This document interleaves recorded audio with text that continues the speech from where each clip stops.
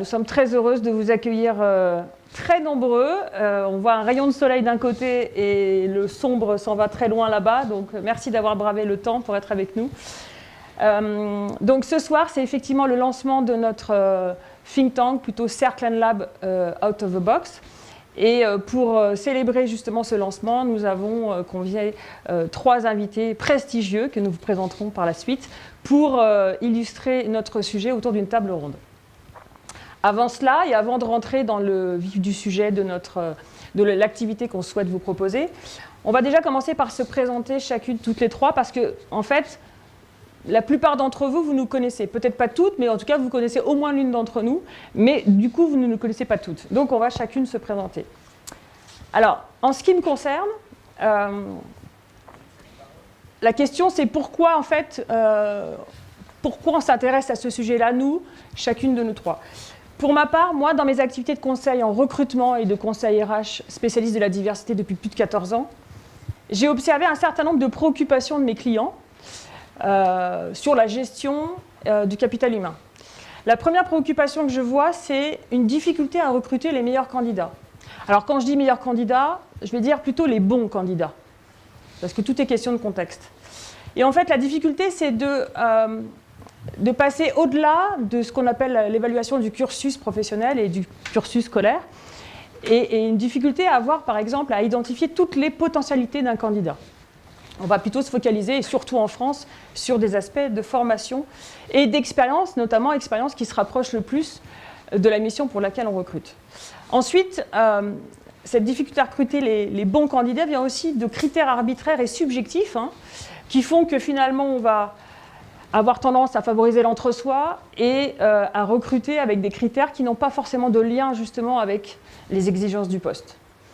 Et ça va écarter de fait des candidats qui seront peut-être un peu différents de l'image qu'on se fait du poste et du candidat qui doit occuper le poste, et qui du coup ne correspond pas forcément non plus à cette représentation d'un modèle unique de réussite.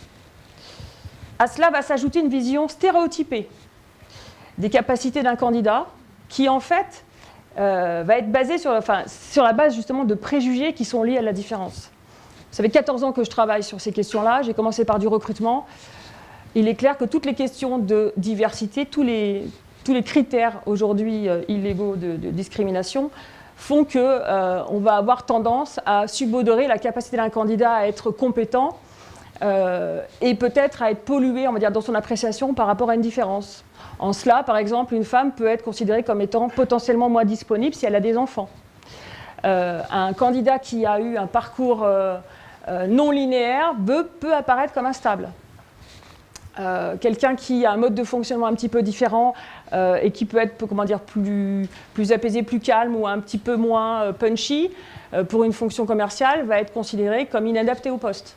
Parce qu'on estime qu'un bon commercial, c'est celui qui a les dents qui rayent le parquet et qui a tendance à présenter systématiquement des chiffres. Or, on peut être un très bon, excellent commercial face à un client et pas forcément en entretien, par exemple.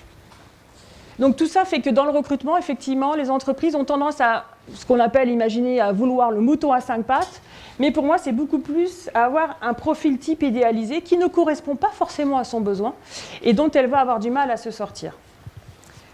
L'autre difficulté que j'ai perçue aussi dans les entreprises en gestion du capital humain, c'est la difficulté à mobiliser des talents, les talents dont elle dispose, des talents qu'elle a en interne, avec des collaborateurs qui s'ennuient, qui sommeillent, parce que la créativité n'est pas exprimée, n'est pas forcément autorisée, voire peut-être étouffée, parce qu'elle dérange aussi le fonctionnement. Des collaborateurs qui démissionnent, pour plusieurs raisons, parce que certains souhaitent avoir une évolution un peu plus dynamique que ce qu'il aurait proposé. Certains s'imaginent pouvoir rapidement atteindre des responsabilités. Or, dans certaines entreprises, on considère qu'il y a des parcours qui sont plus linéaires, des parcours types qu'on ne peut pas dépasser. Et puis, il y a aussi toute une partie de talents qui ne sont pas reconnus, les fameux talents invisibles. Et ils ne sont pas reconnus d'une part par l'entreprise, mais ils ne sont pas reconnus également par eux-mêmes. C'est-à-dire qu'il y a beaucoup de gens qui s'estiment finalement assez peu compétents, assez peu brillants, parce qu'un multipotentiel, ça ne brille pas toujours. Et quelque part, ne le sachant pas eux-mêmes et l'entreprise n'ayant pas la capacité de le détecter, on se retrouve avec tout un tas de gens pour autant talentueux, mais qui n'ont pas su exprimer ce talent, parce que ça ne correspond pas forcément à ce que l'entreprise a dans son viseur.